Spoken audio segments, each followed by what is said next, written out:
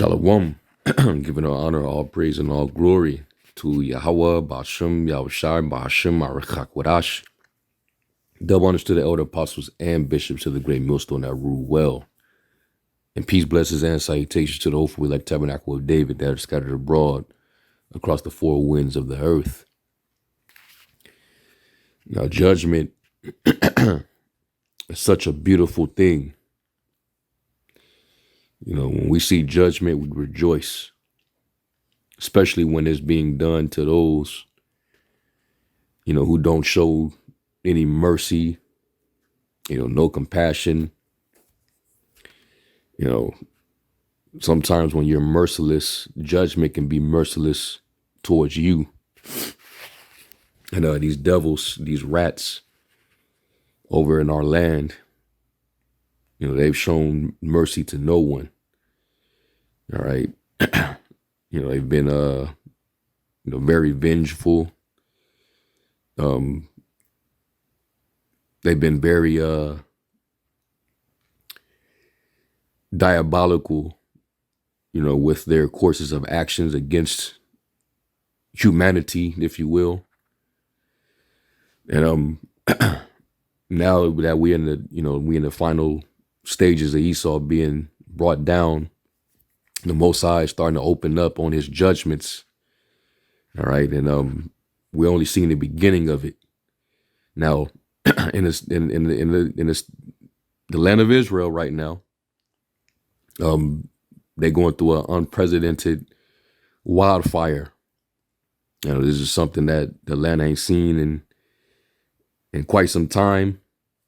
And of course, you got the rats, they're already blaming this whole thing on the so-called Arabs, the so-called Palestinians.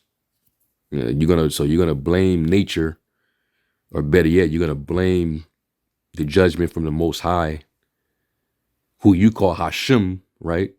You're gonna blame that on the so-called Arabs. Typical, and that's why they're facing judgment. Now, real quick, let me grab a script. Let's go to Job 34, and I'm going to start at the 11th verse. Let me get it in the NLT. And it says, he repays people according to their deeds. He treats people as they deserve. Truly, the Most High will not do wrong. The Almighty will not twist justice. All right. And like I said, this is just the beginning, all right, of the Most High's fiery wrath. All right, this is just a little taste. Now, what they won't tell you in the media is what's really responsible for these wildfires and how it got out of control. They're going to say that the Arabs did it. They probably, using this as a means to, ramp up further persecution, upon them. But let's just say, they'll never take accountability for their own actions. They always have to shift blame and play victim. This is what they've been doing since the beginning. They're professional victim villains. When the Most High judge them, they'll pin that judgment on a group of people. So let me play this little news clip, all right, just so you can see how devastating it is. Mind you, this is supposed to be during the month that they celebrate their Independence Day, Jerusalem Independence Day. All right, going back to 1948. And that was when they was brought into the land, via the Rothschilds, the British government, the international bankers, their military. And when they got up in there, they started to eject the people that were already there up out of there. All right. And of course, they did it forcibly.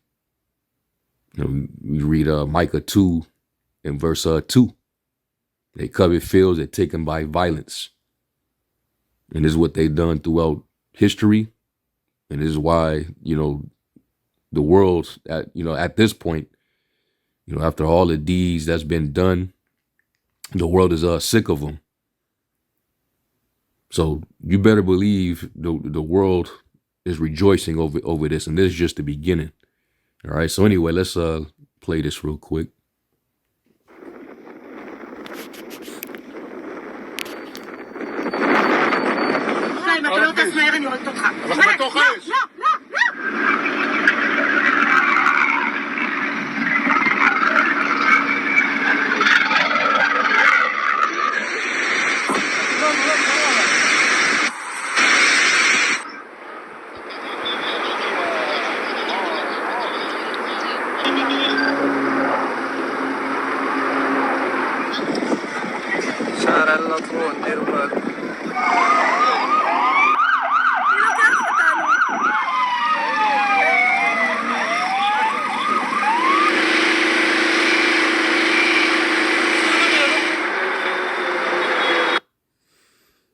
So you see how devastating them fires are. All right. Let me click on this video and see if they got better footage.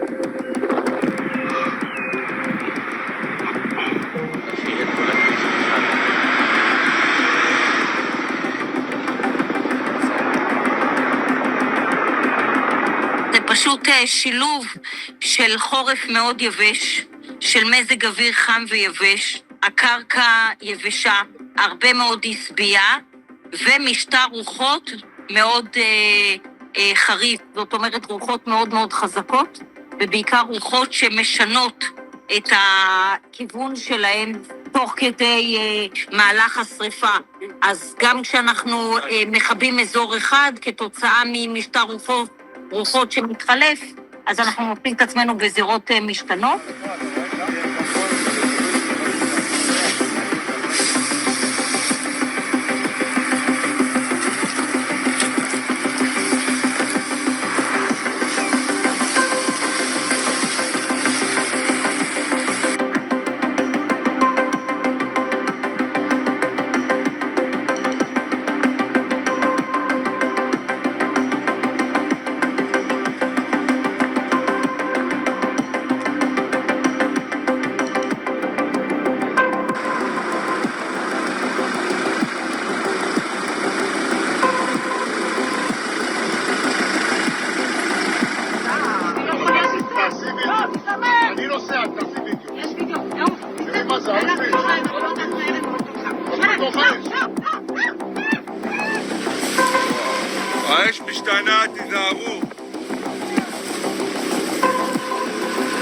Of course, I was waiting on that. Of course. So they're blaming people for starting the fires. So it has nothing to do with nature. It has nothing to do with the Most High's judgment. It has nothing to do with the fire, the flammable trees that they actually planted in these regions, in these areas. This man is the devil, man. And they wonder why judgment is happening.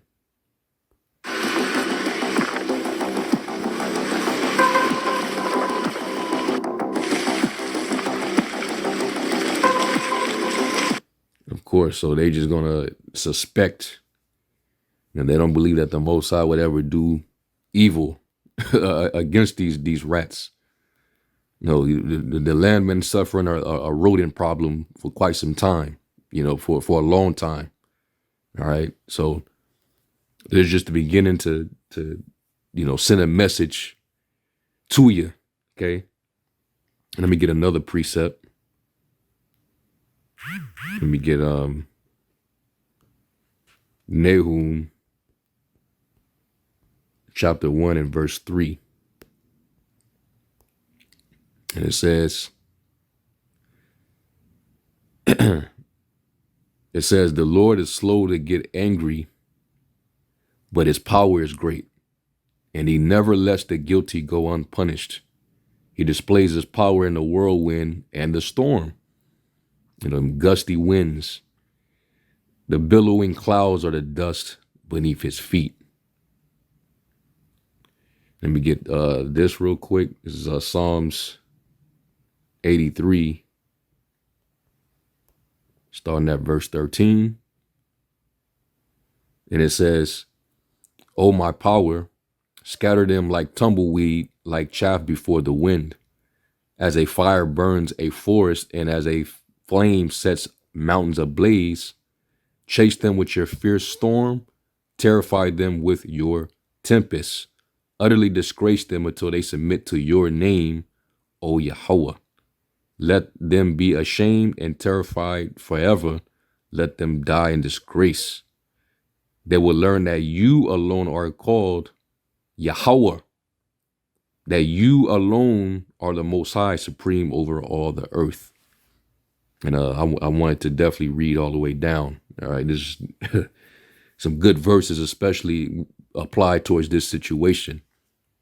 All right, and that's literally what the Lord is doing. He got them shook up over there. They scattering, they evacuating. A lot of settlements is on fire. There's a lot of people have to evacuate, get away. The Lord had that shit burned down, man. Using those winds. All right. So you devils are getting what what you get. All right. The energy that you send off is what returns. All right. Let me grab this now, because also they're not showing this as well, that they also had a big dust storm as well. Let me play this one. This is on X.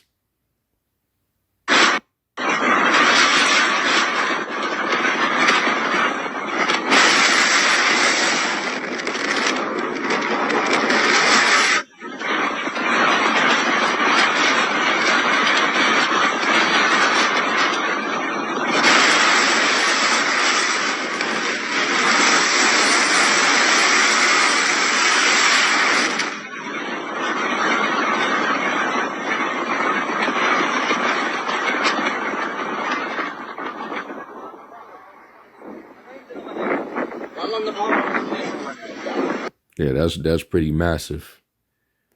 All right, and even in our law, the Lord said that, which this is actually applied towards the true Israel, but since they occupy our land and been masquerading, as the Lord's chosen, well, they got to deal with the consequences of being in our land and perpetrating as the people while they're over there desecrating the land, doing, very dishonorable deeds in the Holy Land.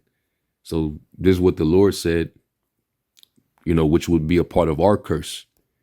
Now they got to feel part of our curse.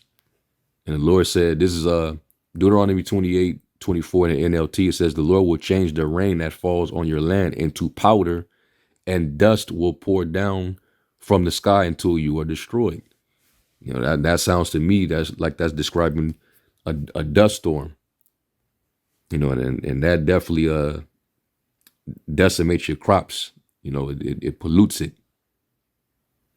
So all these things happening at this time, but you're gonna blame that on the Arabs?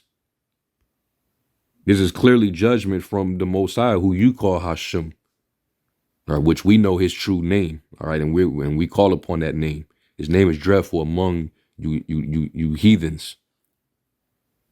But that's who's bringing this judgment upon you, and this is just only the beginning.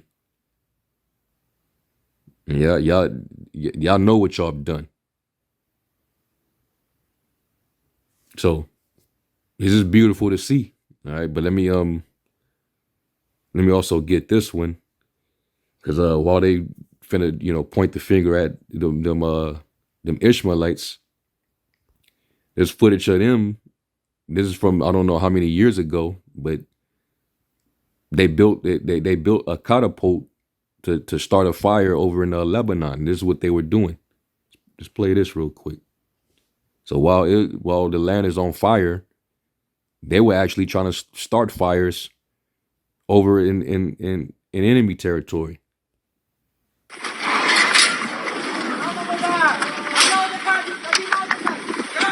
See that? They always been a very vengeful people, man. But everybody's supposed to look to them, for wisdom. They're supposed to be the light that the nations seek to. They're supposed to be a light to the nations. Come on, man. And the scriptures, one of the ways that they're not the people was that when the true chosen people return to the land, there won't be any wars anymore. It wouldn't be all this commotion. It wouldn't be wars. It wouldn't be all these protests. You wouldn't be fighting these proxy wars. None of this would be going on. You wouldn't be getting help from Babylon the Great. So this is nothing but the beginning of the Most High's wrath on Esau, Edom. Better known in the Greek when you read it in the scriptures as Idumea. All right.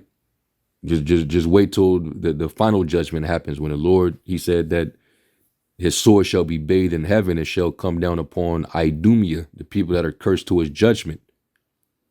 Just wait for it, man. But right now, he's blazing the land up, just to send a message to the rodents. Now, let's get to the bottom of it now, because this is what the media won't tell you. So let's go here, and I want to play this real quick. This video right here. Now I'm gonna play the whole video, so 6 minutes and 5 seconds. All right, where they actually give you the rundown of the history. And when they got up in there and they resettled in the land, they ejected the Palestinians out. They started planting trees because, we know that a majority of them that came into the land, they came out of Europe. So when they came into the land and got them up out of there, they said, well, let us rebuild the desolate places. What does that sound like? When you read that in Malachi, for we will return and rebuild the desolate places. All right. So that's simply what they did when they came into the land and declared their independence. They started to build, and they also started doing a lot of planting. They planted a lot of trees through I think they call it the JNF, the Jewish National Funding, and that was how they was able to fund the rebuilding and planting of the land. And they planted these trees that are not native to that region. These were native to Europe. They were European trees known as the Aleppo pine tree. All right, and they planted a lot of them because they wanted the landscape to remind them of Europe, basically, and thus they didn't consider that it was actually dangerous because it's hazardous to plant in that hot, windy region those type of trees because they're flammable, highly flammable. So this is what they're not going to tell you, but I'm gonna play this and they break it down. All right. So without further ado, let's listen. And this is fair use, by the way, fair use. This is a story about how Israel uses trees to ethnically cleanse Palestine. It's a story that involves European pine trees, international celebrities, and if you've ever donated to this little blue box, it involves you too. The story begins in 1948, when Zionist militias forced over 75% of the Palestinian population out of their homes and off their land, emptying and destroying over 500 Palestinian villages. Palestinians called this event the Nakba, which is Arabic for catastrophe. Israelis mark this event as their Independence Day.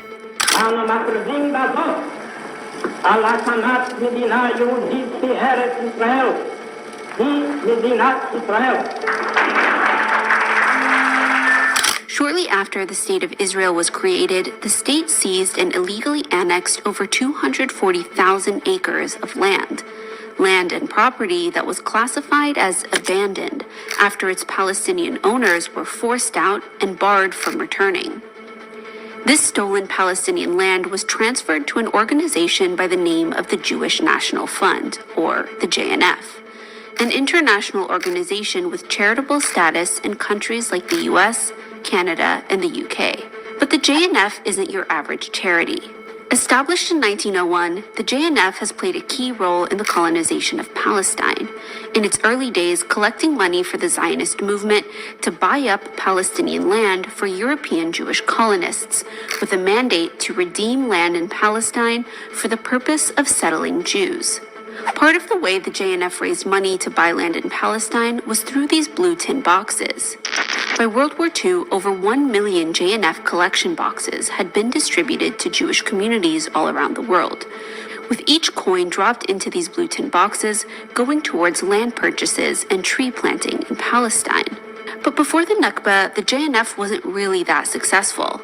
As of May 1948, the JNF had only managed to purchase around 3.56% of the land of historic Palestine. But after the Nakba, through the forcible seizure of Palestinian land, that number rose to 13%, over 600,000 acres of land.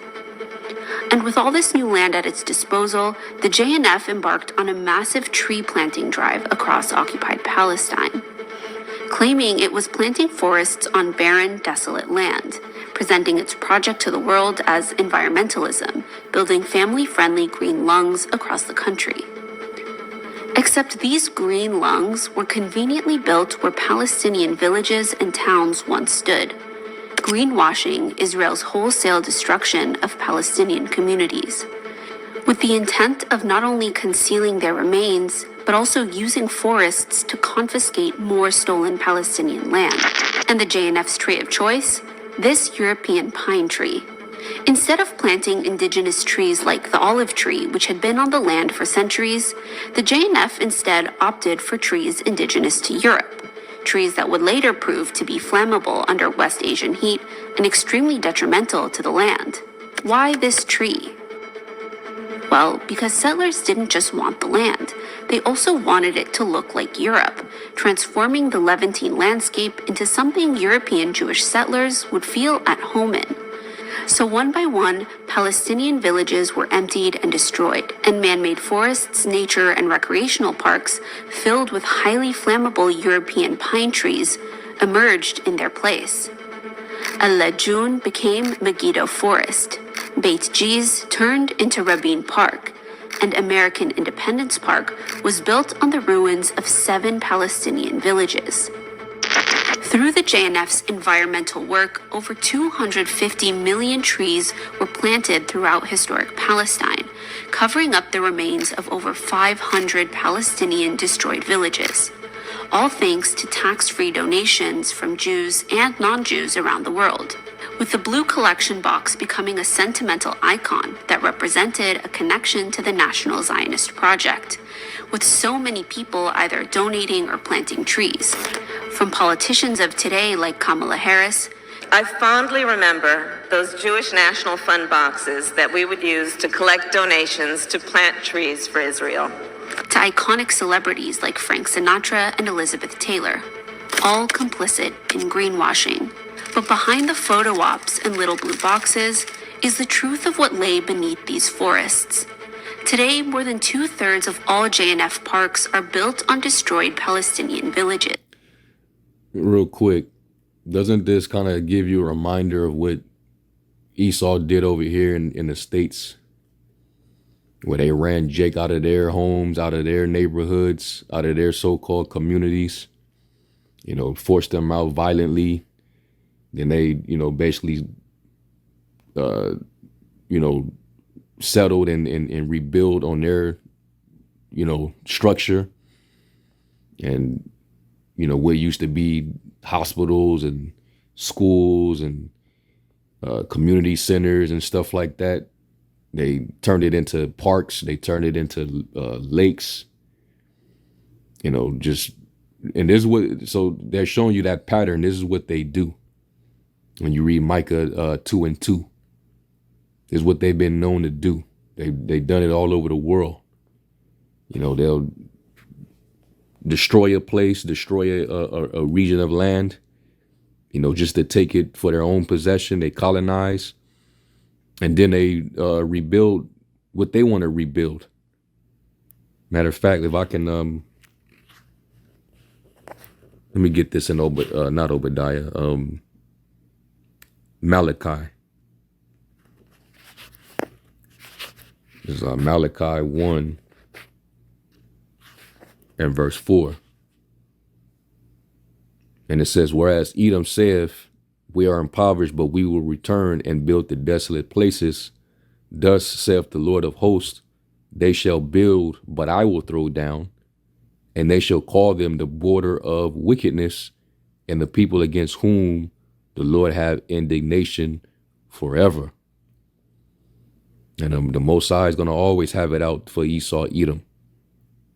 Right? No matter how much they try to spin the narrative, to say that the Edomites were done away, that, they're not currently existing, or they'll shift that identity to the so-called Arab people, which some of the Arabs actually are Edomites. I believe like them Saudi princes and the higher ups in Arabia, a lot of them they mingled with the Edomites, so a lot of them are Esau too. But then you got Ishmael. But they always try to confuse the masses with the change of history, and try to throw the Arabs up in there, because they don't want to really truly identify with who they truly are biblically. All right. Because if the world understood, and we're the main ones that's, we push that to the forefront. If anybody know that these people are the Edomites, or they refer to them as the Edomites, because they're watching us, they're watching the Israelites, primarily the prophets of the Lord. All right. Or one West Israelite. So now you see why the Most High is, he's going after, this devil's infrastructures, man. Okay. So let's finish this out. So now you get to see how, this all contributed to their own ruin. They're not going to take accountability. They're going to shift the blame like they normally do. All right. This is nothing but the Most High bringing judgment down. That's 46 out of 68 national parks.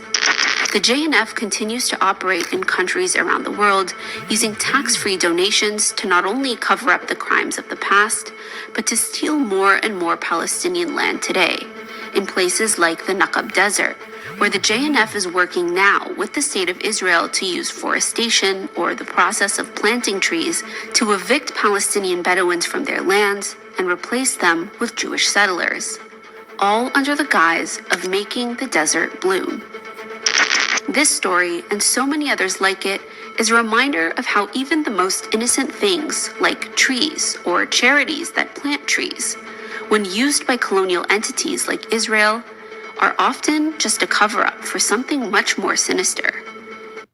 This one just happens to be a cover-up that's been 76 years in the making.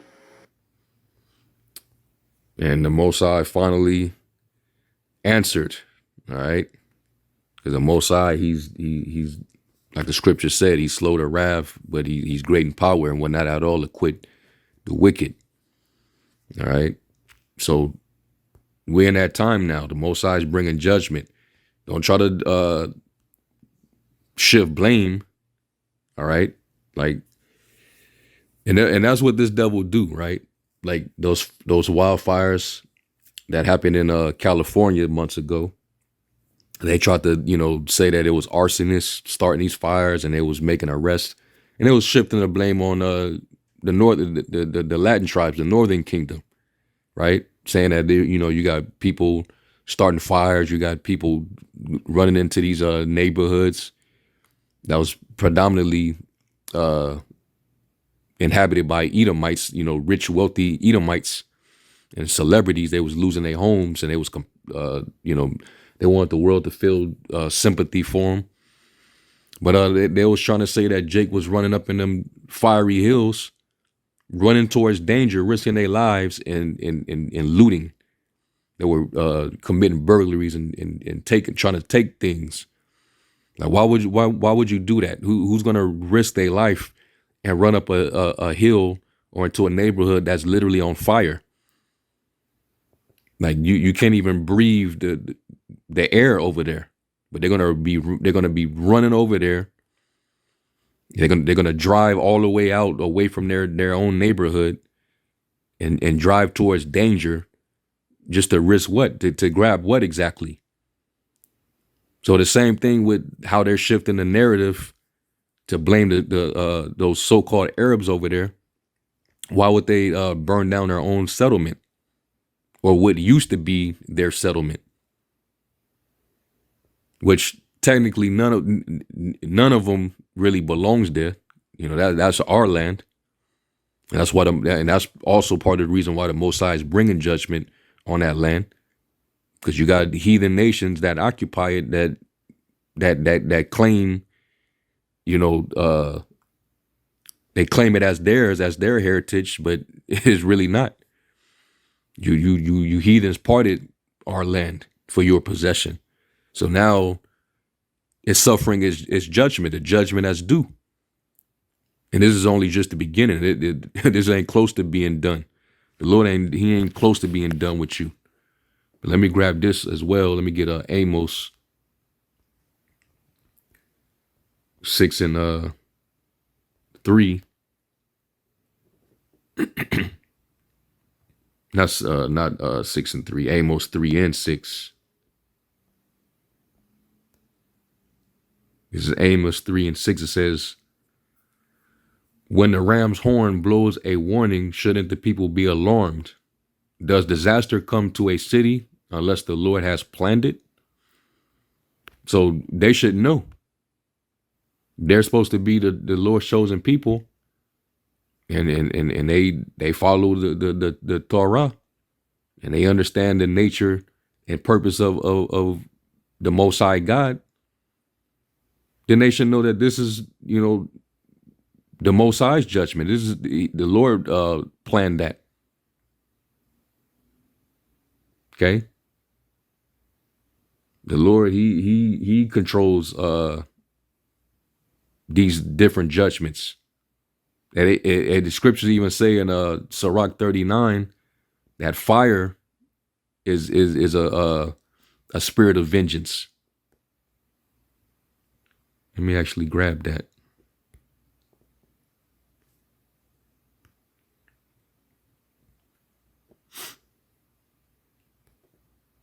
There's Sirach. Yeah, Sirach 39 and 28. It says, there be spirits that are created for vengeance, which in their fury lay on sword strokes.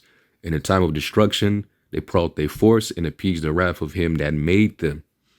Fire and hell and famine and death, all these were created for vengeance, teeth of wild beasts and scorpions, serpents, and a sword punishing the wicked to destruction.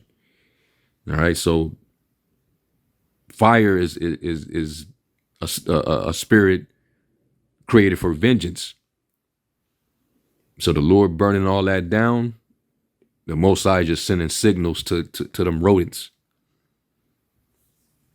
You know, it's been going on for long enough. And the scriptures say, let favor be showed unto the wicked, yet in the land of uprightness, he will not learn righteousness. Like, this is what they've been doing all this time, man. They ain't been following the law of the land. Why would you, like, they took down everything, made it desolate, and then rebuilt and planted on it, and planted the wrong trees all over the region. Trees that are native to the other side of the Mediterranean. It says, let favor be showed to the wicked, Isaiah 26 and 10. Yet will he not learn righteousness. In the land of uprightness will he deal unjustly, and will not behold the majesty of the Lord. That's why it says in Psalms 50 and 16, unto the wicked, what hast thou to do to declare my statutes? That thou shalt take my covenant in thy mouth, seeing thou hatest instruction, and cast off my word behind thee. They don't follow the laws of the scriptures. But yet they want to perpetrate as the people of the Most High. But why is the land suffering this? If you're the people, why is this happening? This ain't nothing but the Most High's fury, man. This is his indignation beginning on you. All right. Let me get Isaiah 24.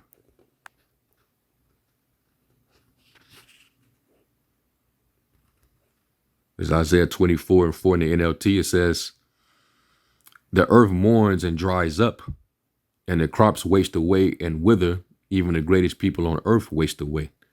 The earth suffers for the sins of its people. For they have twisted the Most High's instructions, especially the wicked. They cast it right behind him. Violated his laws and broken his everlasting covenant. Therefore, a curse consumes the earth. And this is what we're seeing. All right, because the earth is sick of the inhabitants. This is especially the rulers. All right, it says its people must pay the price for their sin, especially them over there. They are destroyed by fire, and only a few are left alive. And that's gonna happen later down the line. All right, so. Hey, call Allah Yahweh Shem Yahweh Shai, man. We rejoice when we see these type of judgments. All right, they're suffering the largest fires in history. Okay, so the Most High is definitely he's showing the tokens. He's getting ready to. The Lord's getting ready to roll. Okay, and that means that you devils, y'all getting ready to roll too. But so in the Revelation 12 and 12. You're going to come down with your wrath because you know that you have but a short time. But it's all, hey, do what you must. Don't drag your feet. All right. We almost up out of here. The Lord's getting ready to deliver us and bring the rightful people back to their rightful land, given to us by way of promise. So anyway, I'm going to end off with that. I'm going to give all honor, all praise, and glory to Yahweh, Ba'ashem, Yahushai, Ba'ashem, Arachak Wadash. There once to the elder apostles and bishops of the great millstone that rule well. Peace, blessings, and salutations to the elect. Shalom.